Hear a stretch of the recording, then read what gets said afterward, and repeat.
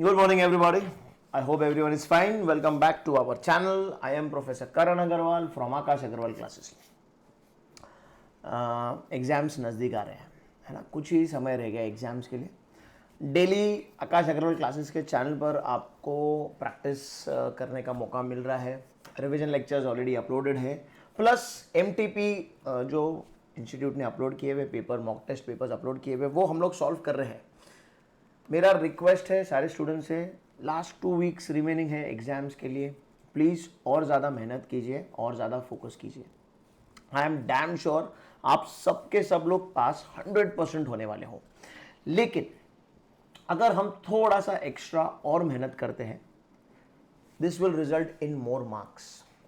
जेब में थोड़े से ज़्यादा पैसे और मार्कशीट में थोड़े से ज़्यादा मार्क्स हमेशा थोड़ी सी एक्स्ट्रा खुशी देते हैं. So for those extra little marks जो आपको ज़्यादा सेटिस्फैक्शन, हैप्पीनेस और कॉन्फिडेंस बूस्ट करने में हेल्प करेंगे, उसके लिए हम लोग थोड़ा सा और ज़्यादा मेहनत करेंगे, थोड़ी सी और ज़्यादा प्रैक्टिस करेंगे, सेल्फ स्टडी करेंगे.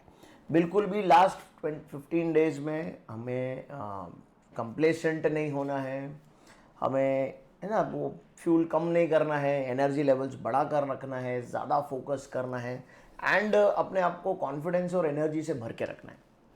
क्या होता है, लास्ट का जो थ्रस्ट लगाते हैं हम लोग, लास्ट में जो जोर लगाते हैं, अचानक से उसके वजह से 5-10% का फ़र्क पड़ ही जाता है.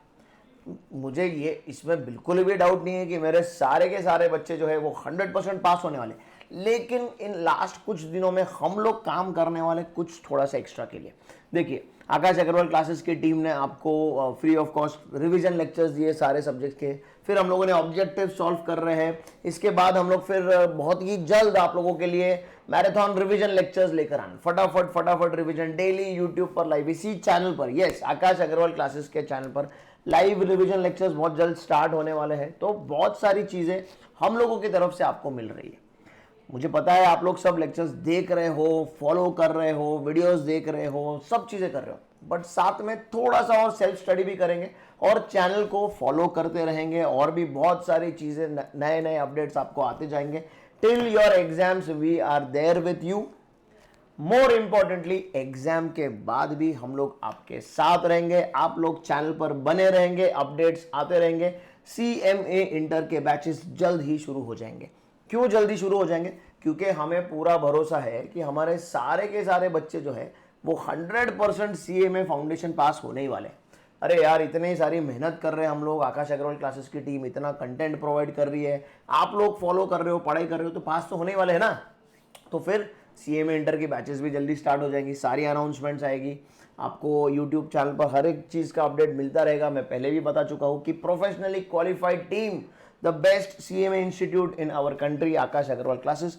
CMA इंटर के बैचेस जल्द शुरू होंगे. पूरा का पूरा कंटेंट ऑनलाइन अवेलेबल रहेगा आप लोगों को एप्लीकेशन के थ्रू. आकाश अग्रवाल क्लासेस का मोबाइल एप्लीकेशन है, वो डाउनलोड कर लीजिए, उसके थ्रू कोर्स मिलेगा. पेन ड्राइव्स के थ्रू कोर्स मिलेगा आपको. बहुत सारा स्टडी मटेरियल आप लोग को उसके साथ सपोर्टिंग स्टडी मटेरियल मिलेगा. साथ में फिर test papers, mock revision, mock paper, सारी की सारी चीज़ें आप लोगों को CMA inter group 1 and group 2 का सपोर्ट करने के लिए भी आकाश अग्रवाल क्लासेस की टीम ही रहने वाली है. राइट. सो फटाफट ये अगले 15 दिन चैनल पर जुड़े रहेंगे, फॉलो करते रहेंगे. बहुत जल्द हम लोग एक और नया रिवीजन लेकर आने वाले साथ साथ में. राइट. सो बहुत सारी चीज़ें देखने के लिए है अगले 15 दिनों में और फिर उसके बाद भी. राइट. तो आज हमारा प्रैक्टिस पेपर नंबर 6 है, मॉक पेपर नंबर 6 हम लोग सॉल्व कर रहे हैं. ऑलरेडी 5 पेपर्स मैं अपलोड कर चुका हूँ.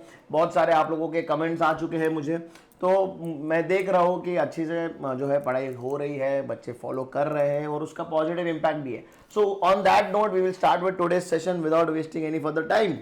चलो. राइट. ये हमारा MTP नंबर 6 है. ये रहा मेरा पेन. ओके, चलो फटाफट तुरंत डायरेक्टली अपन क्वेश्चन राउंड पर ही चले जाते हैं बिना टाइम वेस्ट करें. विच of the following is the employer employee authority relationship, employer employee authority relationship that follows the chain of command, that follows the chain of command. कौन सा वाला इनमें से एम्प्लॉयर एम्प्लॉई अथॉरिटी रिलेशनशिप है जो chain of command को follow कर रहा है? A staff authority, B referent power, भैया ये तो पावर की बात हो रही है, सी लाइन अथॉरिटी या D functional authority. Chain of command follow करने वाला, एम्प्लॉयर एम्प्लॉय अथॉरिटी का चेन ऑफ कमांड फॉलो करने वाला जो है वो है C line authority. Chapter number 1 में देखा हुआ है हम लोगों ने, लाइन अथॉरिटी है ये, राइट। चलो आगे बढ़ेंगे। C line authority is the answer which is following the chain of command employer से एम्प्लॉय। फिर क्वेश्चन नंबर 18 पर आते हैं हम लोग। आई होप सबको क्लियरली दिख रहा है, जी हाँ, ओके।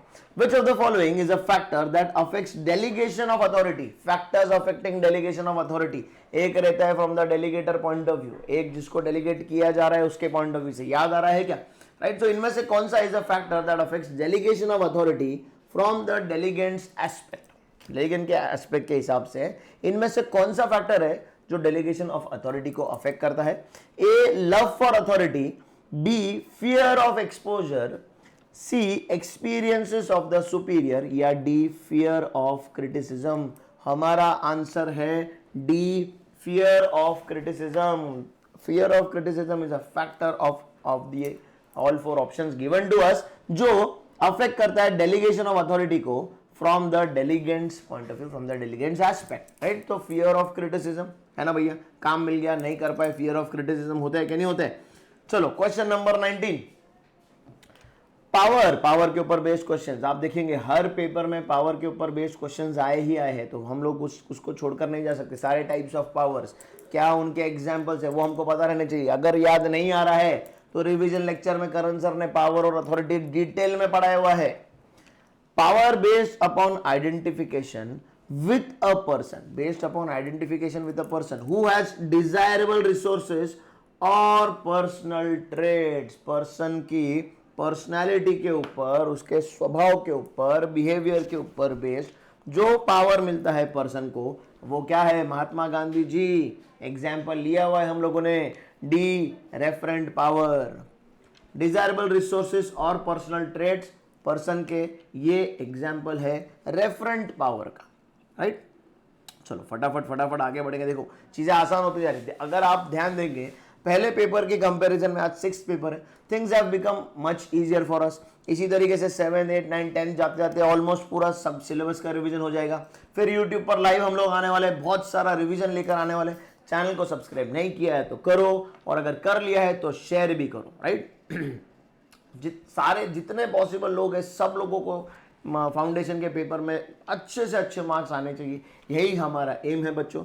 सो आप देख रहे हो कि उस एम को पूरा करने के लिए हम लोग कितना मेहनत कर रहे हैं, है ना। टीम का हर member, each and every one, जो भी सारे फैकल्टीज है वो रोज कुछ ना कुछ आप लोगों के लिए कर ही रहे हैं, right. Centralization refers to what, centralization of power and authority, जहां पर एक पॉइंट पर सारा का सारा डिसीजन मेकिंग अथॉरिटी आ चुका है, सेंट्रलाइजेशन।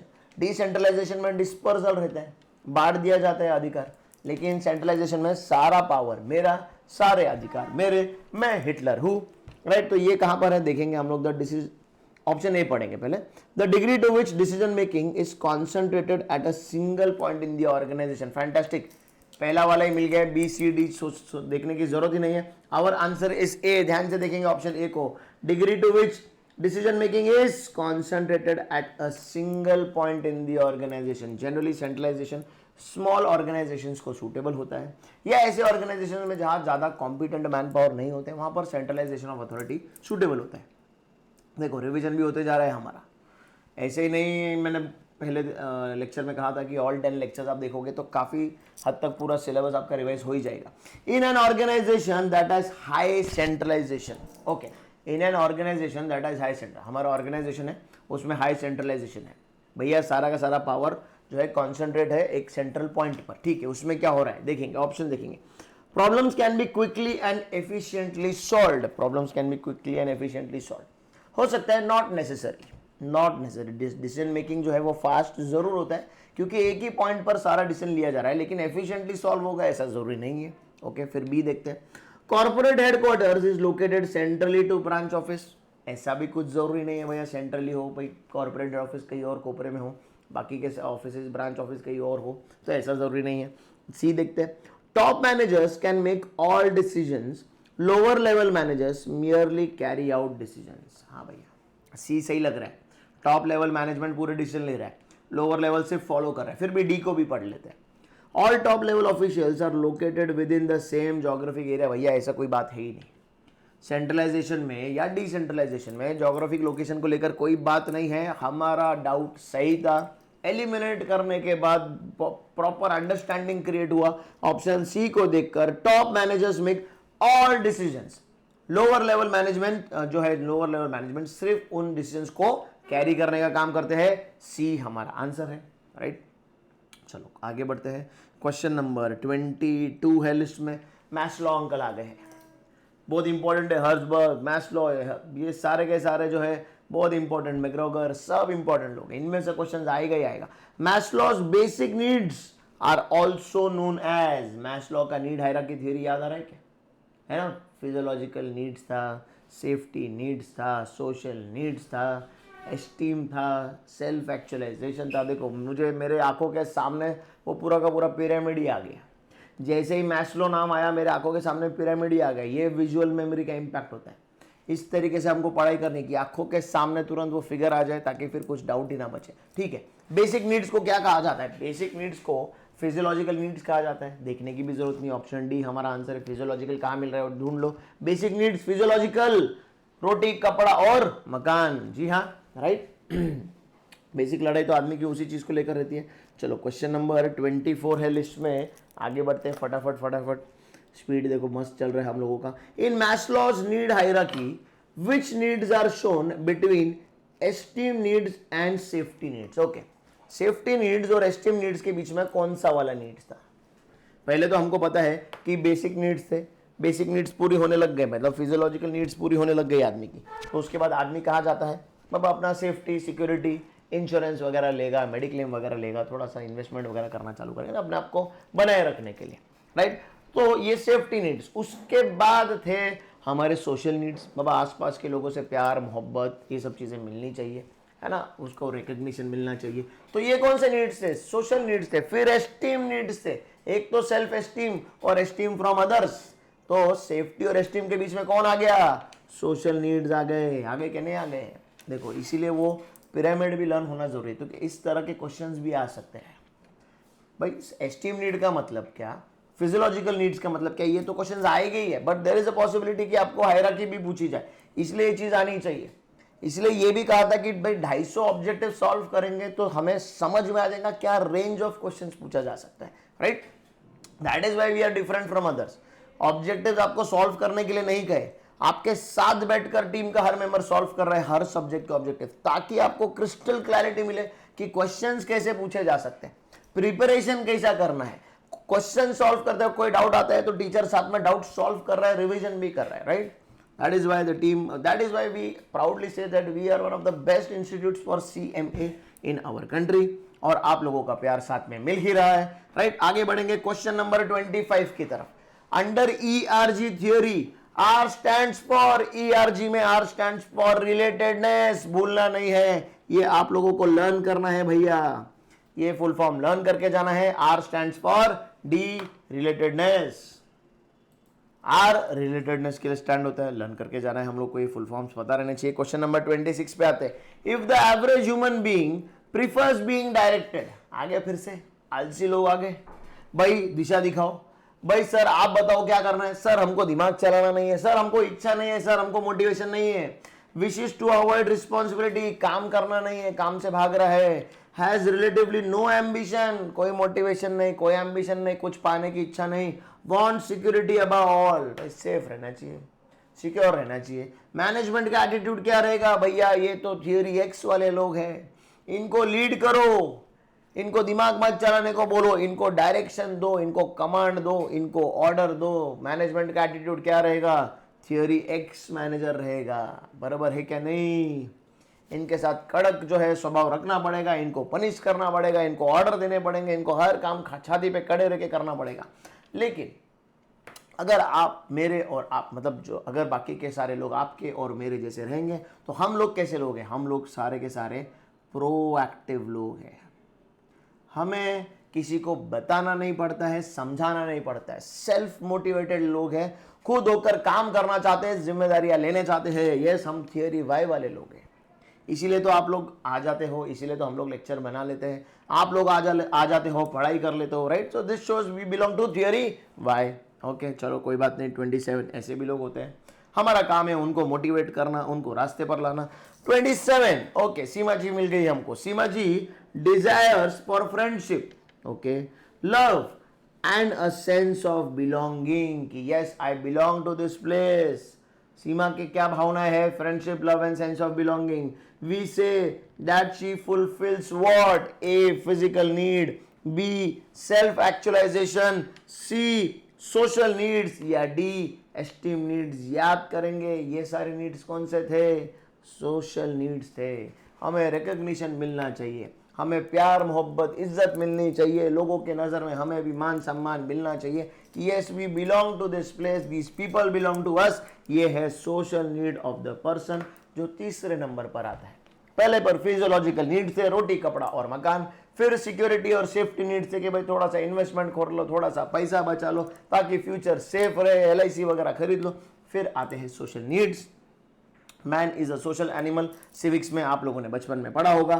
क्वेश्चन नंबर 28 पर बढ़ जाते हैं। देखो मैनेजमेंट के साथ साथ फिजिक्स भी पढ़ा देता हूँ, कभी कभी केमिस्ट्री भी पढ़ा देता हूँ, इंग्लिश तो मैं पढ़ाते रहता हूँ क्योंकि इंग्लिश का टीचर हूँ। आज सिविक्स भी पढ़ा दिया आप लोगों को।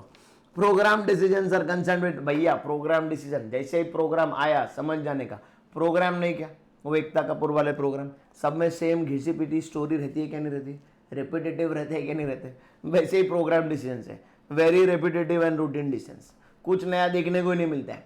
रोज मम्मी को बोल बोल के थक गया, मम्मी बंद कर दो, वही आने वाला है। 10 साल पहले वाले सीरियल में भी वही कहानी थी, आज भी वही कहानी चल रही है न्यू सीरियल में। तो रिपीटेटिव रहते हैं प्रोग्राम्स, याद रखेंगे। नॉन रूटीन वाले जो रहते हैं, नॉन रेपिटेटिव नेचर वाले, वो नॉन प्रोग्राम डिसीजन यूनिक रहते हैं, कुछ तो नया प्रॉब्लम सामने आ जाता है, राइट। ओके चलो आगे बढ़ते हैं। विच of the following is an example of non routine decision? देखो नाम लिया और आगे क्या नहीं, नॉन रूटीन डिसीजन, आगे क्या नहीं, आगे नॉन रूटीन डिसीजन कैसे? जो बार बार लेने नहीं है, जो रोज आ रहे नहीं है, रेपिटेटिव नहीं है, नॉवल है, यूनिक है, राइट। जो ऐसी चीजें जो रोज नहीं करने वाले। Decision related to fill up vacated position of an organization, नहीं यार ये तो रूटीन है, लोग आते ही रहते हैं, जाते ही रहते हैं, लोग नए नए पोस्ट बनते ही रहते हैं, तो ये तो लोगों को लेते रहना पड़ेगा। Decision to related to launch a new production plant, दूसरा कोई ऑप्शन देखने का जरूरत नहीं है। प्रोडक्शन नया प्लांट जो है हम लोग रोज रोज खड़ा करते नहीं है, नया प्लांट खड़ा करना है, ध्यान से बात को समझिए। आप बोलेंगे सर नया प्लांट खड़ा करना है, बड़ी बड़ी कंपनीज तो है नए नए प्लांट खोलती रहती, तो ये तो रूटीन होगा, नहीं होगा। ध्यान से बात को समझिए। नया प्लांट लॉन्च करने का जो डिसीजन है, नया जोग्राफिकल लोकेशन, नए काइंड ऑफ पीपल, नया काइंड ऑफ मार्केट, फिर वापस से नया तरह से कैपिटल खड़ा करना, सब ये सब चीज़ें करना, तो ये नॉन रेपिटेटिव टाइप ऑफ चीज़ है, इसलिए ये नॉन रूटीन डिसीजंस में आएगा, राइट। मुझे काफ़ी बार मेरे रूटीन कोर्स में, रेगुलर कोर्स में ऐसे कुछ एग्जाम्पल्स आते हैं, तो मुझे बच्चे क्रॉस क्वेश्चन करते हैं, जो कि बहुत अच्छी बात है। मन में सवाल पैदा होना चाहिए, जैसे मन में लड्डू फूटता है सवाल भी पैदा होना चाहिए। तो इसीलिए फिर इस तरीके से मैं बच्चों को समझाता हूँ, तो उनके मन का जो तकलीफ आती है वो शांत हो जाती है, टॉपिक समझ में आता है। And what all this does is concept का क्लैरिटी बहुत अच्छा करता है। ये सारे एग्जाम्पल्स जो मैं देता हूँ, ये सारा जो पूरा अच्छी तरीके से समझाता हूँ कि ये क्यों नहीं होना चाहिए, ऑल व्हाट ये सब चीज़ें, all what this is doing is this is creating fantastic clarity in your mind, जो कि बहुत ज़्यादा ज़रूरी है, राइट। थोड़ा सा मेरा स्वभाव भी है, पूरा डिटेल में समझा के ही करता हूँ। मेरा रेगुलर कोर्स आप लोग तक शायद पहुंचा नहीं होगा, लेकिन उसमें आप देखोगे तो मैं इतने सारे केस स्टडीज़ और एग्जाम्पल्स दे दे के समझाता हूँ, ताकि कैसा होता है कि भाई फिर डाउट का कोई चांस ही पैदा नहीं होना चाहिए। थोड़ा बहुत मैंने मेरे रिवीजन सीरीज में भी दिया है, क्योंकि रिवीजन में उतना ज़्यादा स्कोप नहीं होता है, फिर भी थोड़ी चीज़ें देने की कोशिश की है, राइट। चलो let's move ahead. Question number 30, चलो टाइम लगाना नहीं है, फटाफट काम करना है। In making a decision, game theory भैया, जब कोई कॉम्पिटिटर है, at the cost of the competitor, आप कोई कदम उठा रहे हैं, वो कोई कदम उठा रहा है, पूरा टाइम कॉम्पिटिटिव राइवलरी चल रहा है, गेम थियरी याद है ना सबको, ऑप्शन देखने का जरूरत नहीं है। Game theory is useful under the conditions of competitive rivalry, जब कोई कंपटीशन है मार्केट के अंदर। अभी कंपटीशन किसके लिए होता है? रिसोर्सेज के लिए होता है, मार्केट शेयर के लिए होता है ना, होता है हर तरीके से, हर चीज़ में कंपटीशन होता है। जैसे फॉर एग्जांपल आप चेस का गेम खेल रहे हो, गेम थियरी, राइट। आप एक कदम बढ़ा रहे हो, सामने वाला एक कदम पीछे जा रहा है, या उसका कोई सिपाही मर रहा है, या आप अपने सिपाही को बचाने की कोशिश कर रहे हो, तो ये क्या है, कॉम्पिटिटिव राइवलरी, गेम थियरी में यूज होता है। चलो आगे बढ़ेंगे, क्वेश्चन नंबर 31 है ह्यूरिस्टिक टेक्निक। ह्यूरिस्टिक टेक्निक जैसे नाम आया, कुछ दिमाग नहीं चलाना है। ह्यूरिस्टिक टेक्निक का फर्स्ट लाइन नोट्स में क्या बोल रहा था, trial and error. Trial and error के ऊपर है भैया, करके देखो, जमा तो ठीक है, नहीं तो फिर कुछ और ट्राई करेंगे। So heuristic techniques refers to, option देखेंगे, ए ट्रायल एंड एरर, भैया ए मिल चुका है हमको, दूसरा कुछ देखने का जरूरत नहीं है, ए मेरा आंसर है। Heuristic techniques refers to trial and error techniques. Question number 32. PERT, P-E-R-T stands for what? PERT stands for Program Evaluation and Review Technique. भूलना नहीं है, programme P Evaluation, E Review, R and Technique T लिख लीजिए, कहीं तो भी learn कर लीजिए इसको। PERT stands for what? ऐसे फुल फॉर्म्स आपको आ सकते हैं कहीं ना कहीं पर भी, right. PERT stands for Program Evaluation and Review Technique, B हमारा आंसर है। आगे बढ़ते हैं क्वेश्चन नंबर 33 के ऊपर, ABC एनालिसिस। बहुत मस्त तरह का कंट्रोल सिस्टम है एक्चुअली ABC एनालिसिस। मेरे रेगुलर कोर्स में, मेरा खुद का कोचिंग इंस्टीट्यूट है, तो कोचिंग इंस्टीट्यूट के इन्वेंट्री से रिलेटेड मैं एग्जांपल देता हूँ। जनरली इन्वेंट्री वाले डिपार्टमेंट में ABC एनालिसिस, ABC कंट्रोल जो है वो यूज़ किया जाता है इन्वेंट्री से related.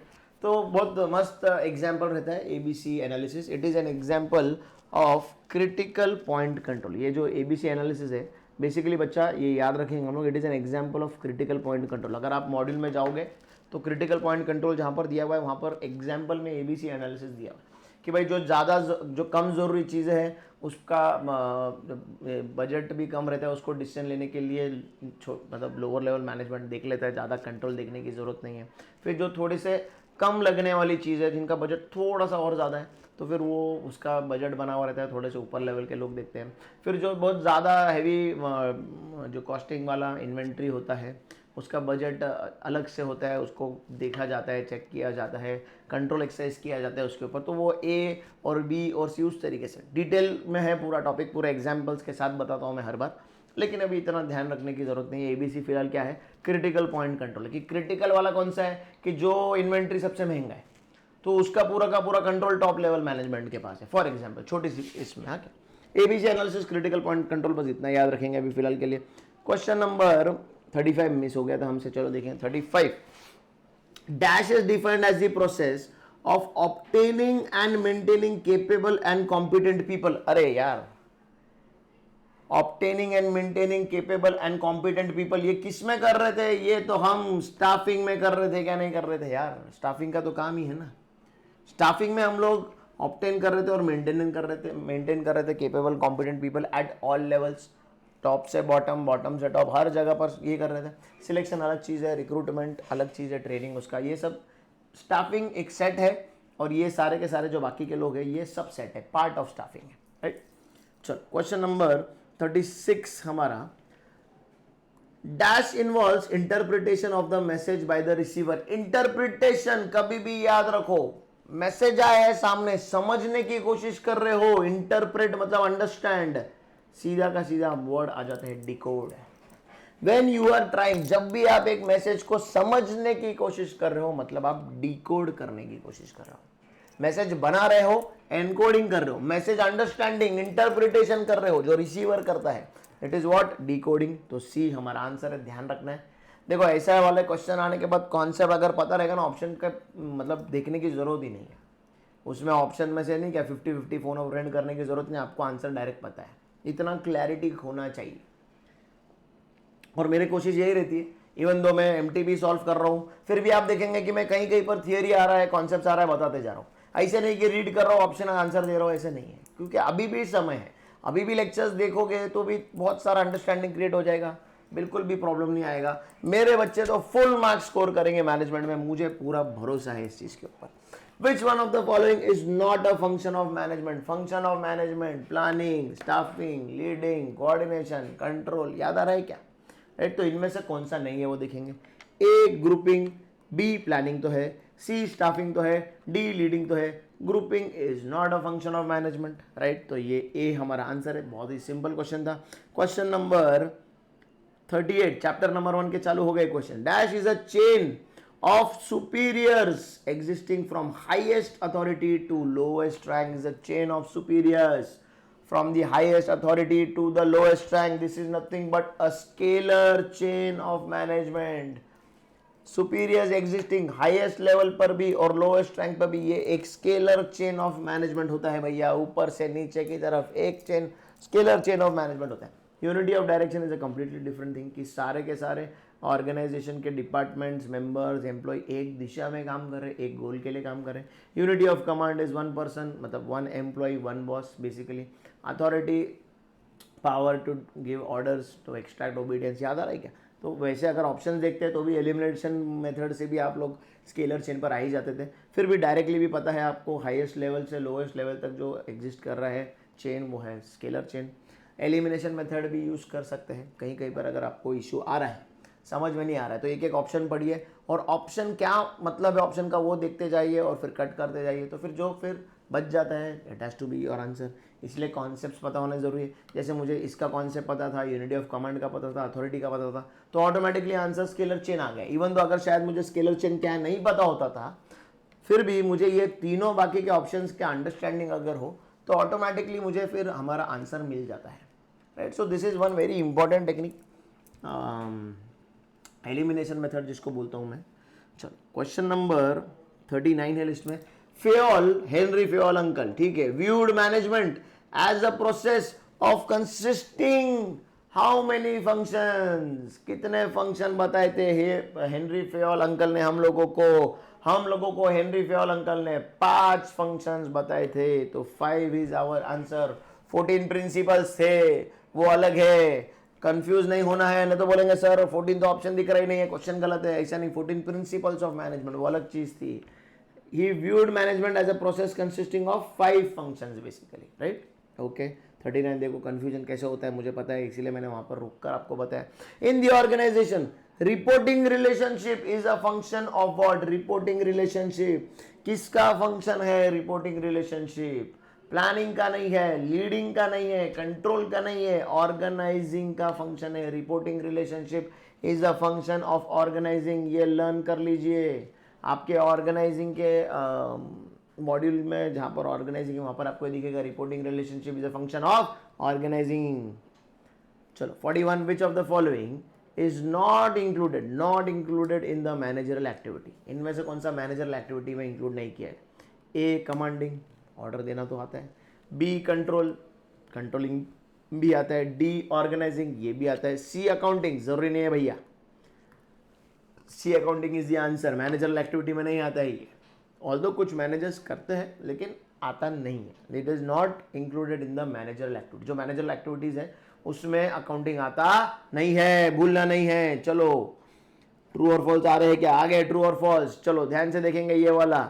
Unity of direction states one individual employee must receive orders from one individual superior only। रुको, गड़बड़ मत करो। one employee one boss one individual, ये क्या था? यूनिटी ऑफ कमांड था, है ना। एक एम्प्लॉय, उसको ऑर्डर देने के लिए एक बॉस, मतलब एक individual employee should receive order from one individual superior only. Simple बात है कि नहीं? ये क्या था? ये यूनिटी ऑफ कमांड था। क्वेश्चन ध्यान से देखो, क्या बोल रहे हैं? यूनिटी ऑफ डायरेक्शन बोल रहे हैं।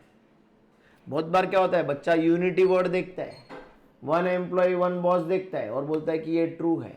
गड़बड़ करना नहीं है, समय काफ़ी है आपके पास। बच्चन साहब सामने बैठे हैं, बच्चन साहब पूछ रहे हैं श्योर है क्या, लॉक किया जाए क्या, कॉन्फिडेंट है क्या? क्यों? क्योंकि वो आपको समय दे रहे हैं क्वेश्चन वापस से पढ़ने के लिए। गड़बड़ करना नहीं है। Do not jump the gun, just wait, just watch, observe, घुमाओ दिमाग में। यूनिटी ऑफ डायरेक्शन है, कमांड नहीं है। मेरे बच्चे यूनिटी देखते हैं और लिख कर आ जाते हैं, ऐसा नहीं करना है। स्टेटमेंट कंप्लीटली फॉल्स है भैया, याद रखो इसको, राइट। जानबूझकर ऐसे क्वेश्चंस लिए जाते हैं, टेस्ट करते, आपको पता रहता है आपको, लेकिन आप गड़बड़ कर देते हो, रॉन्ग करके आ जाते हो। ऐसा करना नहीं है रे भैया। अर्धा मिनिट जास्त घ्या, गडबड करू नका प्लीज। गड़बड़ करते आए तुरंत बच्चन साहब को अपने सामने लेकर आ जाओ। बच्चन साहब बैठे शांति से, स्माइल कर रहे, बोल रहे कि श्योर है क्या, लॉक किया जाए क्या, कॉन्फिडेंट है क्या, बस। Herzberg has modified Maslow's hierarchy of need theory. Maslow uncle ने हमको नीड थियरी दिया था, हर्सबर्ग आए वो 2 फैक्टर थियरी दे दिया। बोले कि नहीं वो hygiene factor, maintenance factor, intrinsic, extrinsic, satisfier, dissatisfier, याद आ रहा है क्या? तो उन्होंने इसको चेंज कर दिया था कि नहीं, मॉडिफाई किया था, तो ये स्टेटमेंट कंप्लीटली ट्रू है। Herzberg has modified Maslow's need hierarchy theory. Yes, चलो तो इसके साथ हमारा आज का ये सेशन यहाँ पर खत्म होता है। बहुत अलग अलग तरह के क्वेश्चंस थे, कुछ बहुत ही ज़्यादा क्वेश्चंस ऐसे थे जो चेक कर रहे थे हमारा इंटरप्रिटेशन, चेक कर रहे थे हमारा अंडरस्टैंडिंग, चेक कर रहे थे। कुछ स्ट्रेट फॉरवर्ड क्वेश्चंस थे, कुछ ऐसे ट्रिकी क्वेश्चंस थे जो आसान थे, लेकिन क्योंकि उनका बनावट ऐसा बनाया गया था जिससे वहाँ पर हम लोग मिस्टेक करने के चांसेस बढ़ रहे थे। सो आई होप आप लोगों को ये सारी की सारी चीज़ें जो है वो समझ में आई होगी। आई होप क्वेश्चन बैंक में हमारा 6th पेपर हुआ है आज, तो आई होप अभी तक आप लोग का बहुत सारा रिवीजन साथ में हो रहा है। मैं आपको फिर से बता रहा हूँ कि रिवीजन सीरीज अपलोडेड है, हमारे प्लेलिस्ट बने हुए हैं हमारे चैनल पर। If in case you find any kind of difficulty in any subject, not only just with management, और भी किसी सब्जेक्ट में बच्चा अगर आपको कुछ तकलीफ है, तो रिवीजन सीरीज ऑलरेडी अपलोडेड किया गया है, सिर्फ आप ही के लिए अपलोड किया गया है। और डोंट वरी, बहुत जल्द हम लोग YouTube पर लाइव आने वाले, अगले कुछ ही दिनों में हम लोग लाइव आने वाले, आपके एग्जाम तक आपके साथ में रहने वाले। डेली हमारे मेंबर्स आपके साथ लाइव रहेंगे, सारे faculty members, whether it is Shruti madam, Tejas sir, Akash sir, Karan sir, हम लोग डेली लाइव रहेंगे, मोटिवेट करते रहेंगे, एनर्जी बनाकर रखेंगे, सब्जेक्ट्स रिवीजन करते रहेंगे, डाउट सॉल्व करते रहेंगे। सो चिंता करना नहीं है, आकाश अग्रवाल क्लासेस का टीम एंड तक आपके साथ है। एंड का एंड, सीएमए फाउंडेशन का एंड, उसके बाद सीएमए इंटर, हमारे 3 महारथी आकाश सर, श्रुति मैडम, तेजस सर, सब के सब professionally qualified chartered accountants at your service, आप लोगों का आगे का रास्ता आसान करने के लिए, right. I hope to see you soon. Thank you very much, keep studying, keep the energy levels up, goodbye, take care.